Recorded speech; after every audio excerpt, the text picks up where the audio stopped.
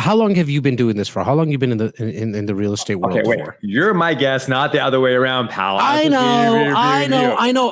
The reason I asked that is because, as you mentioned, for the realtors that are listening, right? Like, you've been doing this for a long time, but yet you still go to places to learn more.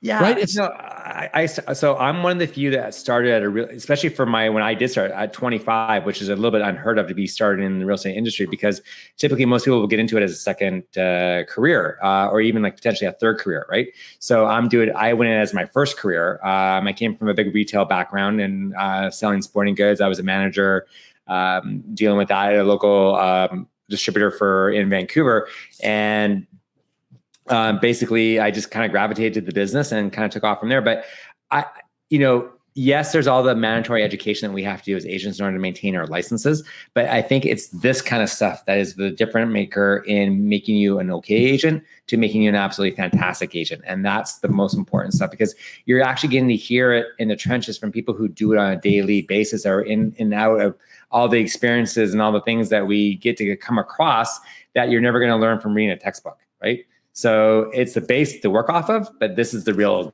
good stuff. Like, this is the stuff that makes and breaks you into an amazing agent. And that's what I love about podcasting.